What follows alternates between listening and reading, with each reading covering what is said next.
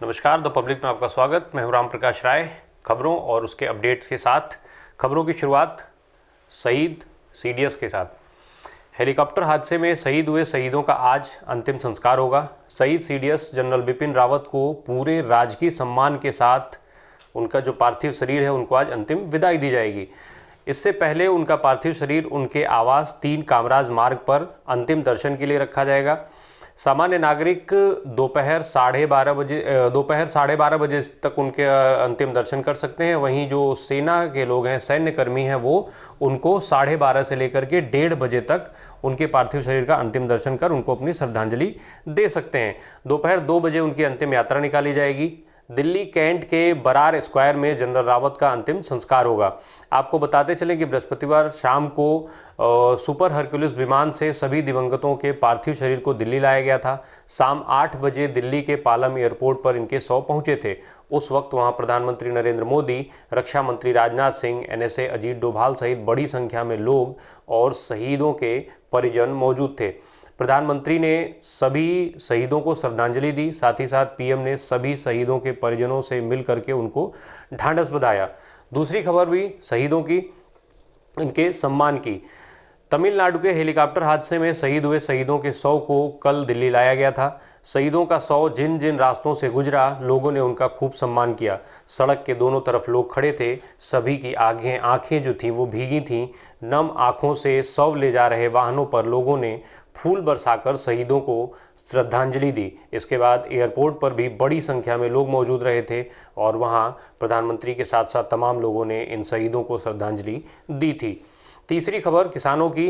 Delhi border पर 378 दिन से चल रहा किसान आंदोलन खत्म हो गया। किसान नेताओं ने आंदोलन खत्म करने की घोषणा की।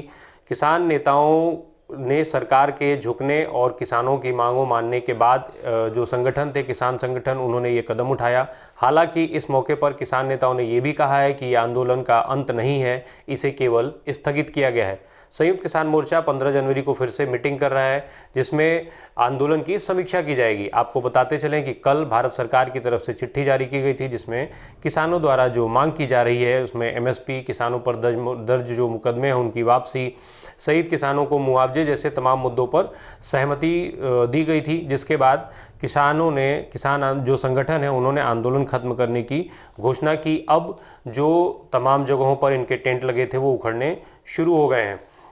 चौथी खबर ट्विटर को लेकर।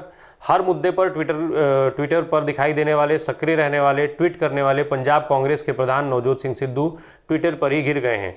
उनके जो फॉलोअर्स हैं उन्होंने सिद्धू को हेलीकॉप्टर क्रैश में शहीद हुए सीडीएस बिपिन रावत और दूसरे सैनिकों को श्रद्धांजलि न देने के मामले में उनको घेरते हुए ट्रोल किया। फॉलोअर्स ने इसे सिद्धू का पाकिस्तान प्रेम तक बता दिया। आपको बता दें कि कल सिद्धू ने सोनिया गांधी को ट्विटर पर जन्मदिन की बधाई दी थी। उन्होंने सोनिया गांधी के साथ अपनी तस्वीर शेयर की थी, जबकि शहीदों पर कोई ट्वीट नहीं किया, जिसके बाद वो ट्विटर पर जमकर ट्रोल हुए।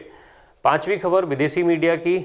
भारत के chief of defence staff CDS general Bipin Rawat के हेलीकॉप्टर दुर्घटना में हुए निधन को विदेशी मीडिया ने भी प्रमुखता से जगह दी है।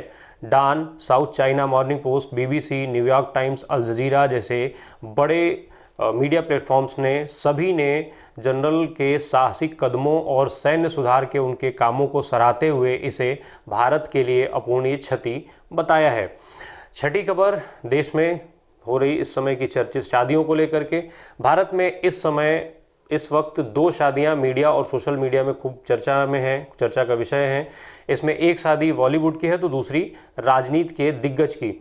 बॉलीवुड में इन दिनों कैटरीना कैफ और विक्की कौशल के शादी की खूब चर्चा है। गुरुवार को दोनों सवाई माधोपुर के 6 सेंसेक्स में शादी के बंधन में बंध गए। शादी की कुछ तस्वीरें विक्की कौशल के सोशल मीडिया अकाउंट पर अपलोड हुई, जिसके बाद ये वायरल होने लगी। आपको बताते चलें कि इस विवाह में परिवार के लोगों के अलावा बेहद सेलेक्टेड मेहमान आमंत्रित किए गए हैं और एक सिक्योरिटी कोड के माध्यम से वेन्यू स्थल पर इनकी एंट्री है। वहीं दूसरी चर्चित शादी बिहार के पूर्व मुख्यमंत्री लालू यादव और राबड़ी देवी के छोटे बेटे और बिहार के नेता प्रतिपक्ष तेजस्वी यादव की हुई।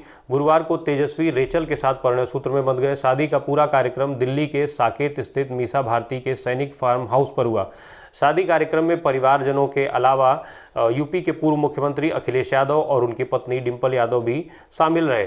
तेजस्वी और उनकी पत्नी रेचल बचपन के दोस्त हैं। हरियाणा की रहने वाली रेचल चंडीगढ़ के व्यवसायी की बेटी हैं। बहरहाल आज के अंक में इतना ही। धन्यवाद।